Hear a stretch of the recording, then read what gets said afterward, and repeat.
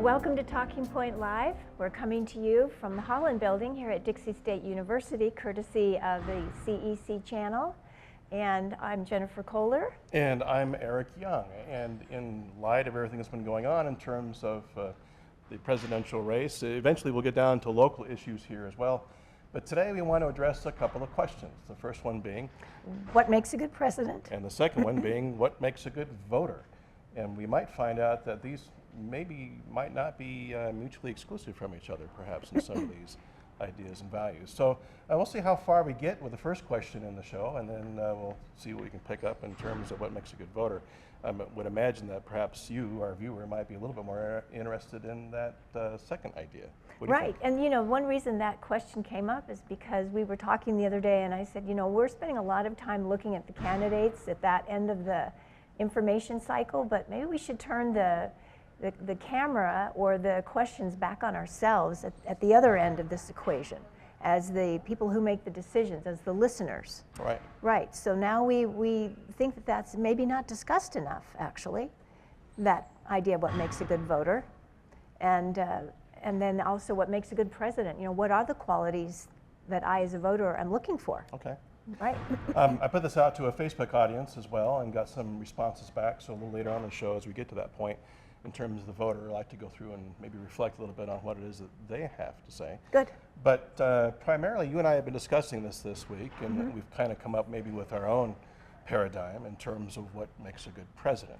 And I know you've done a lot of research, I have too. Does it agree with where you stand? Well, where do you stand? Okay. For you, what makes a good Well, president? that's kind of interesting. I'm feeling a little bit like a swing state myself.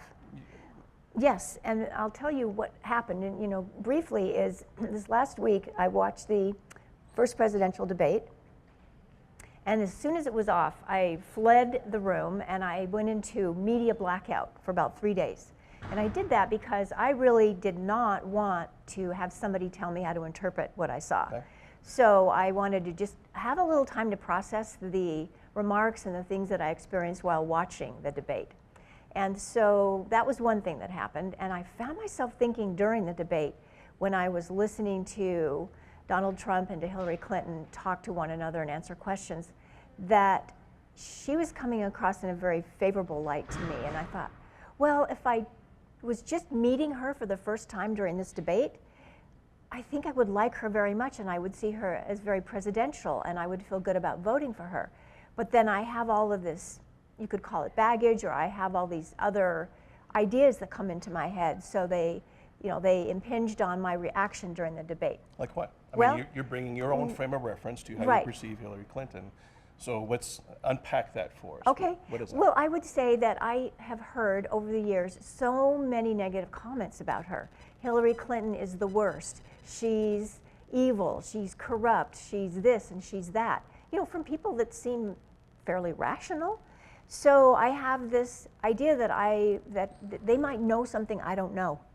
They might be privy to information that I just haven't obtained yet. So let me understand Yeah. this. So your default response to that is giving them the benefit of the doubt. Yes. Because they have formed an opinion Yes. about Hillary. Yes. Not that it might not be an informed opinion, just that they are asserting maybe their own emotional response to Hillary. Right, and so that is a... How do you overcome that? Well, you recognize that, right? So Okay. I recognize to myself, well, maybe that person isn't better informed than I am. Maybe they don't actually know something I don't know.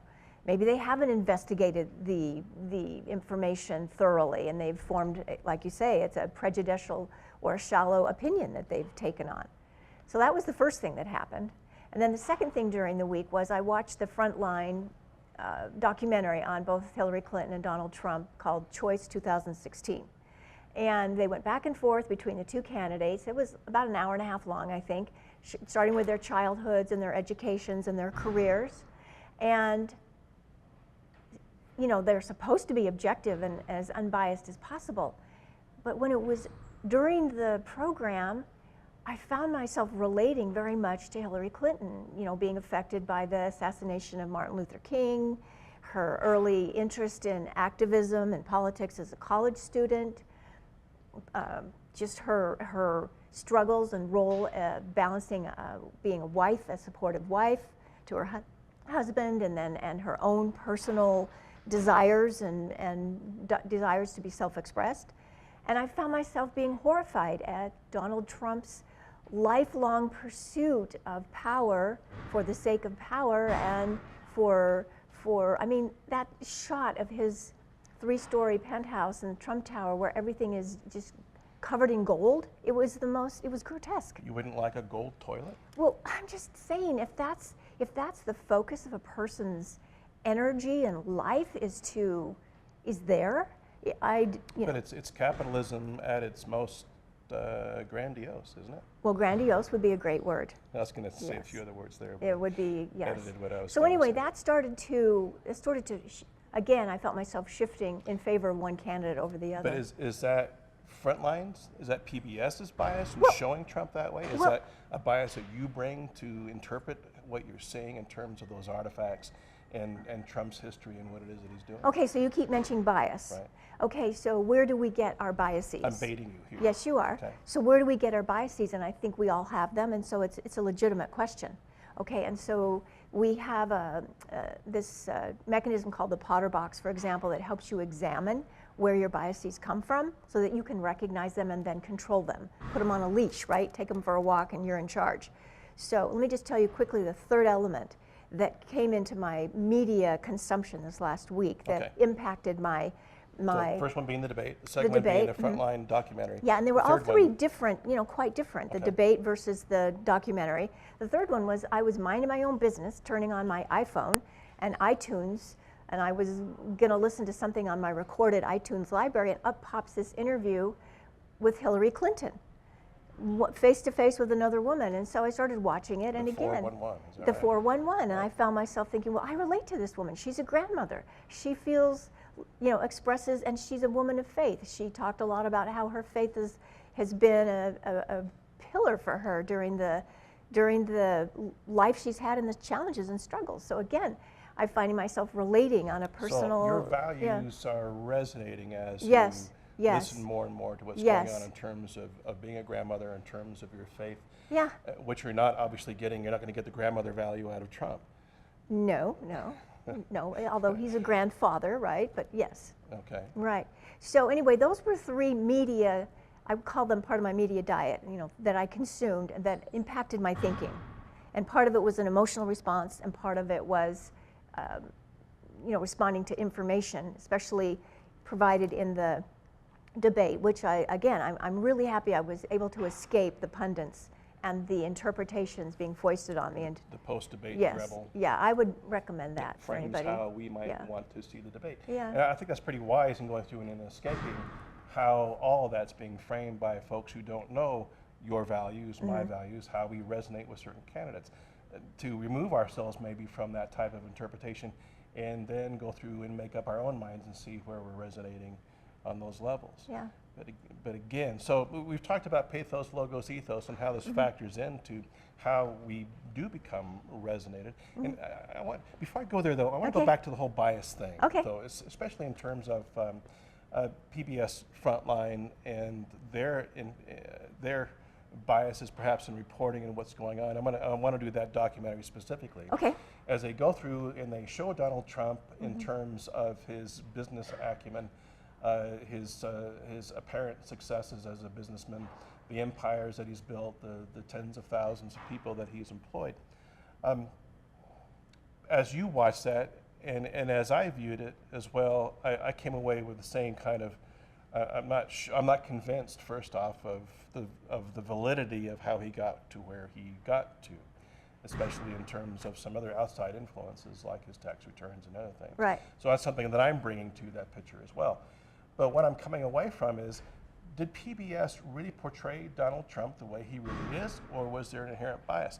Right. But what if the way he really is this excruciatingly overzealous capitalist who doesn't give a crap about Yeah.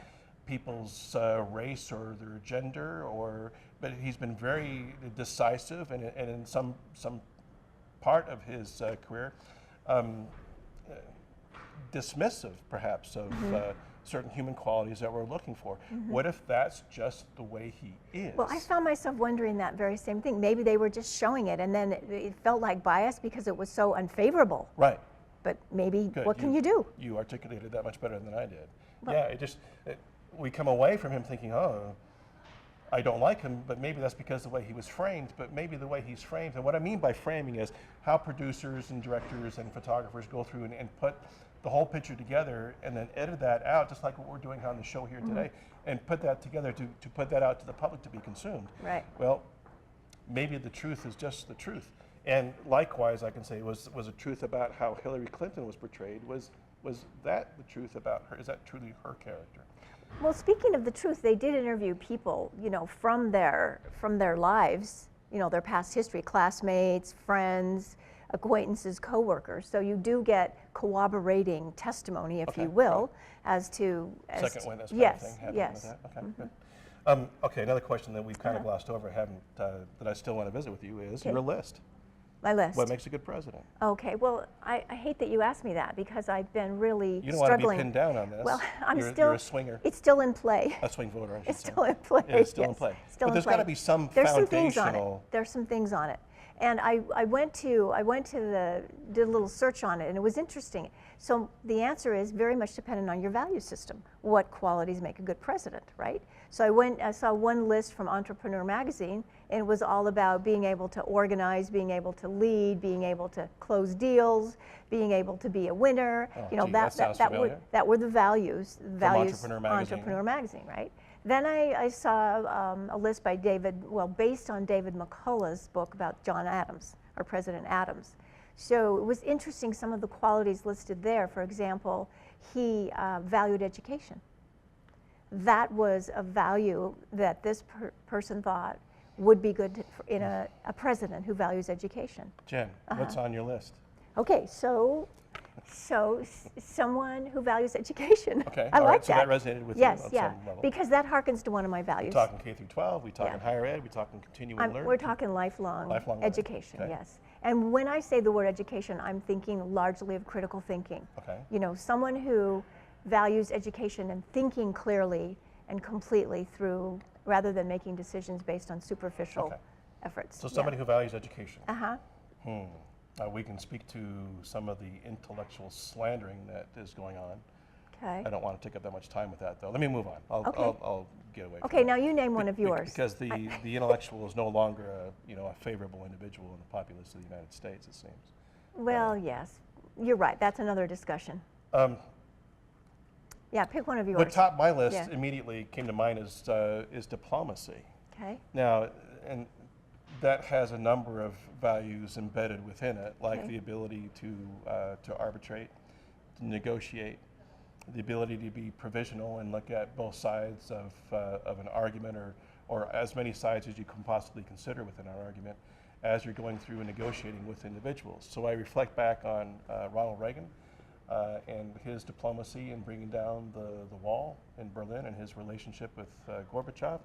I reflect back to Bill Clinton and his détente, so to speak, with the Oslo Accord with Ishaq Rabin and Yasser Arafat. Don't forget Nixon in China. Okay. You would like to? You would like to forget Nixon in China? No, with all due respect. Okay, something happened there. Diplomacy is taking two diametrically opposed positions, like we had with Israel and Palestine back in the early 90s, and getting these two stubborn individuals to sit down and come up with an agreement where, while Palestine wouldn't be a state within the Israeli territory, they gave up part of the Gaza Strip and allowed Palestinian self-rule to happen within that tract of land. Well,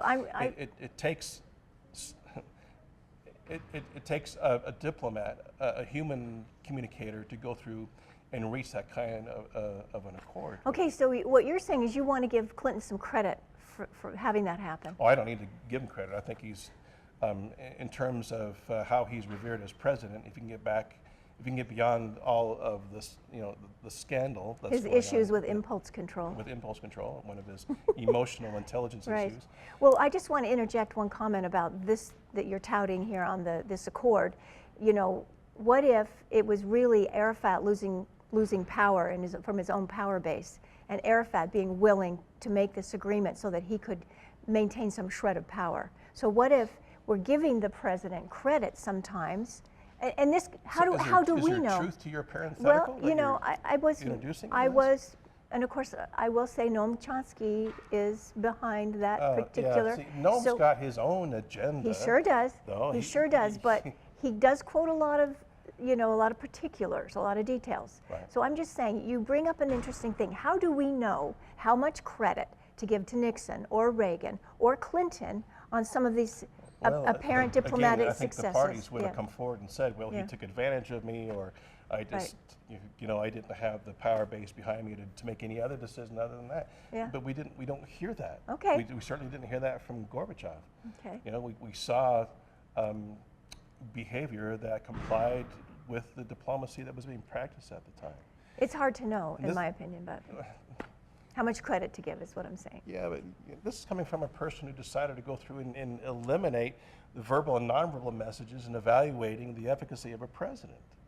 Right. It's a whole package there in It terms is. of pathos, logos, and ethos, and how they might be coming across to us. Okay, so diplomacy is on your list. Diplomacy is top of the list, I think. Okay, the Somebody top who for can, you. Okay. It's not necessarily negotiating a deal, Okay. but it's finding some common ground, I think, where people can come together and understand the issues that are facing, especially things as excruciating as just basic human rights. What about reputation? Good reputation, bad reputation. Is that of value? What happens in the personal lives of the leaders really are of no consequence to me. Okay. People might say that that's a reflection of character.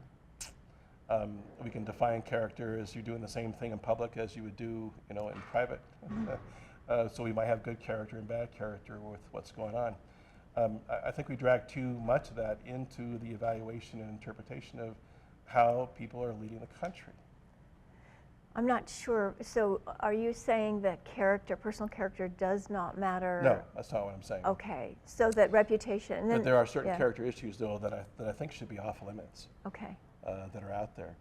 So Clinton, for example, to go back fidelity in to- marriage. Right. Okay. So Yeah. he brought that forward. Well, he was demanded to bring that forward in terms of his congressional testimony, in which he lied. I did not have sex with that woman, he says, and wags his finger at the country in the camera. And from that point on, that became a public issue because he lied under oath. Right. Okay. And to me, that was the breach of character. The That's what lying was under going on. oath. Yeah. Cheating on your wife, what's going on, that also is a breach of character. But to me, that does not lend itself to his ability to lead the country. Okay. Even though some people could be blackmailed, for example, and then be compromised in their decision making.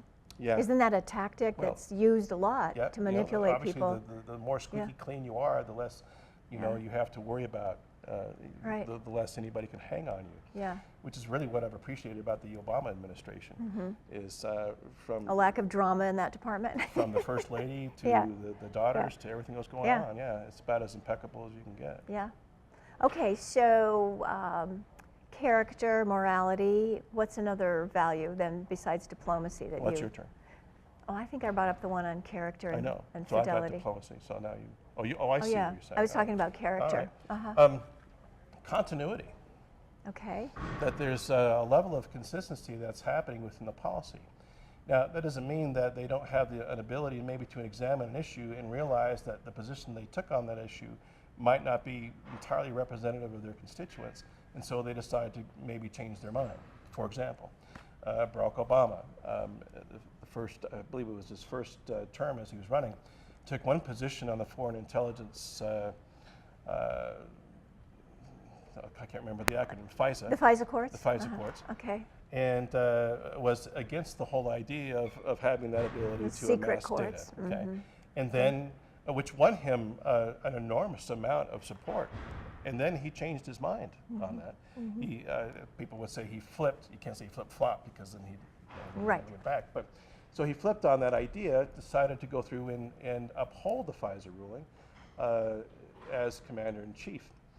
And what's interesting about that, though, is he used social media to go through and say to his supporters, look, I've examined the issues. I think it's important as I weigh privacy and security in terms of national security and then the privacy interests of our citizens.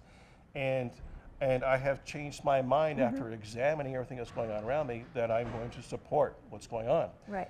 So he answered back to his constituents via social media. He came out with, through my Obama or mybarack.com, mybo.com, answering this and taking responsibility for his switch in that decision. That seems like a good leadership quality to me. Now, see, being a good communicator would be on that list. And, yeah, and well, you're citing an both example of that. calm professors in that Yes, respect. yes, we are biased.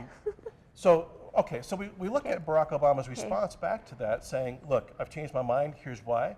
I'm going to take my licks on this. I appreciate your concern, and I'm sorry I let you down, but this is what I'm going to do because it's part of leadership. Now, hold on. Yeah. You say, well, no, so that's just good leadership, that's good communication. And I'm here to say, no, that's the bar. That's not good, that's not great. That's what The really minimum? should be expected. That's the job description. And yet, rarely do we have people rising to that level in terms of their transparency of why they make the decisions that they make. Well, do you feel like he continued to communicate that effectively related to lack of prosecutions for Wall Street or failing to be able to get Guantanamo closed or there was drone a lack of warfare? consistency. Yeah, I mean, absolutely. a lot of issues, yeah. Well, drone warfare is its own hairball. Right, but as far as his communication, right? Of transparency is going on because there are national security issues going Prosecuting on with that whistle leakers, I mean, there's a lot of things. Later on, President Obama outright lied in a media presentation in Southern California, if I remember, where he was put on the spot about metadata collection versus content collection. Right. He was unprepared for the question and just outright lied to it. So to me, there's a lack of continuity happening there. There's a lack of consistency going on there. Okay, so so continuity was your value that you were expressing. Right. And then I kind of jumped in there with good communication skills because it just kind of came up. So what does that mean, Professor? Well, what it means is being able to communicate or to share a message effectively so people understand it. And so your reasoning behind it is adequately conveyed to people so they can at least comprehend why you do things and what's going on. So effectively sharing a message with somebody. Or reaching shared meaning with that message? Yes, shared understanding, yes. Okay. Yeah. So obviously some level of listening has to play into that. Yeah. So we haven't exhausted by any means what makes a good president, but do you want to, before we run out of time, do you want to start? What time is it anyway? Oh, yeah, well, we have 6 minutes left. Okay, here. great. Do you want to just begin the subject of what makes a good voter? Because this is weighing on my mind quite a bit. And so I started analyzing, well, how is it I am going to go about making this decision? And I'm going to frame it in terms of picking a president or picking a state legislator or picking a county commissioner or picking a mayor, making a selection, a judge, is an ethical decision I've decided in my mind. Okay. It's an ethical decision I'm going to make. And so how do I go about evaluating the process that I'm using? And I found this mechanism called the Potter box in doing some research for a course I'm going to teach. And there were 4 quadrants in the Potter box. So the top quadrant is describing the events. So example would be describing the information about the 2 major nominees for president in this box. Their qualities, their histories, their experience, who they are, the job description, all these things go into the description box. Below that in the quadrant is my values. So what I have to do is, now I'm looking at my personal values, whether it's diplomacy, like you said, or continuity, or good communication, integrity, morality, emotional intelligence. What are my values that I care about? Taking, my grandchildren or the future, the environment, income equality or inequality as it is. What are my values? Then in the third box is policy.